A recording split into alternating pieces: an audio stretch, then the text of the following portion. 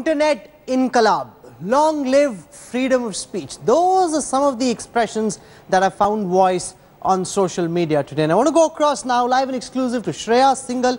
She is the young girl who made this possible by petitioning the Supreme Court in this case where the validity of Section 66A was being challenged. Shreya, welcome to the newsroom.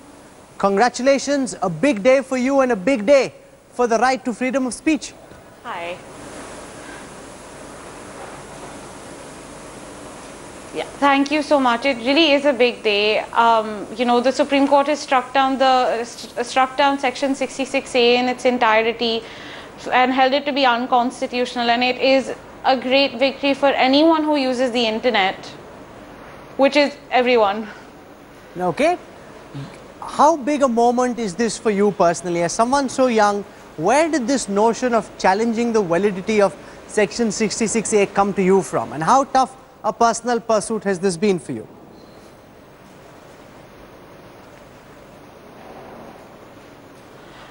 You know, it started just after the Facebook arrests. There were first the Facebook arrests and then the arrest of the professor in West Bengal and the businessman in Pondicherry. And, you know, I was just shocked at the blatant misuse of this section and how, you know, when I looked at the section, how vague it was. I mean, the constituents of an offense under the section were annoyance, grossly offensive and danger, something that has no yardstick, nothing to measure it by.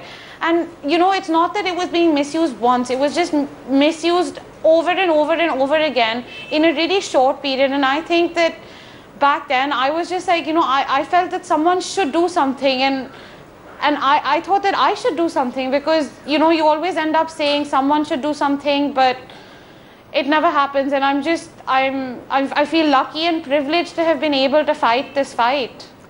Were you disappointed quite recently with the attitude of the BJP government, which actually went to the Supreme Court and in the end ended up justifying Section 66A and demanding that it continue, despite what Narendra Modi had done when he was a candidate for Prime Ministership, where he made his Twitter profile ID go black and he said that Section 66A must be brought down. He raised his voice. Were you disappointed by the BJP government, Shreya?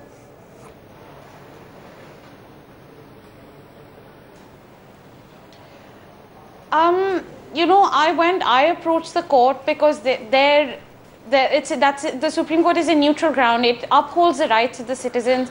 And, you know, I mean, this was drafted by a Congress government and it has been upheld by a BJP government. And, you know, they fought for it. There have been arrests in both governments at the center. And I think that, you know, the reason why I mean, the thing is that I was fighting it in court because governments have their own political opinions, which they are more than welcome to, and, you know, they're political entities at the end of the day. But these laws that are in place, Shreya, you're dodging my question. It's a straight question and I expect a straight answer. Were you disappointed, Shreya? Will not. Shreya, were you disappointed by the attitude of the Narendra Modi government in the Supreme Court when they, after having fought against Section 66, suddenly demanded that the Act be retained in its current avatar? Was that disappointing for you personally?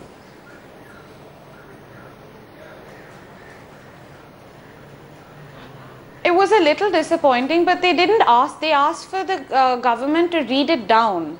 That's what the Additional Solicitor General Tushar Mehta had said in court, to read it down and have guidelines for it.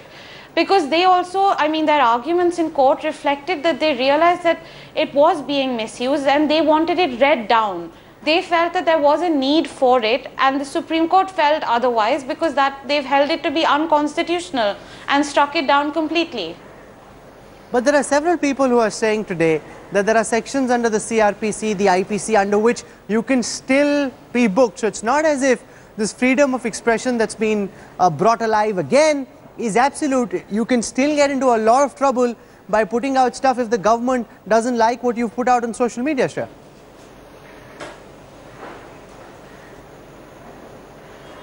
See, there are existing provisions under the IPC and the IT Act for defamation, for pornography, for hate speech, for incitement, those were there before, and that's what we argued. We said that there was no need for a blanket provision as vague as Section 66A, that it wasn't curbing your right, it was rather gagging it.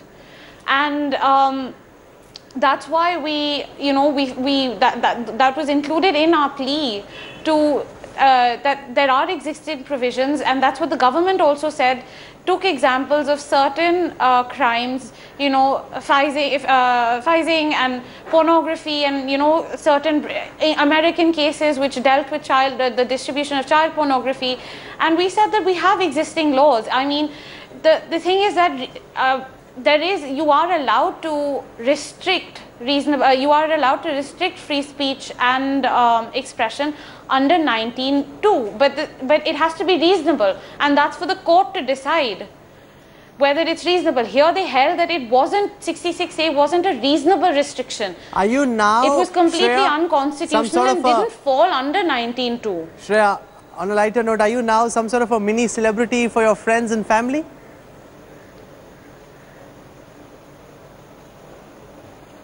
Oh, I should hope not. Honestly, I didn't fight this for me or to become a celebrity. I was so shocked, and I thought that for the people who had gotten arrested, they got arrested for such innocuous posts and cartoons that were really quite funny, or not that offensive that they should be put in jail. And honestly, I thought I would have been put in. I could have been put in jail. Okay. One of my friends could have been put in jail for if it's just for liking something or sharing a post.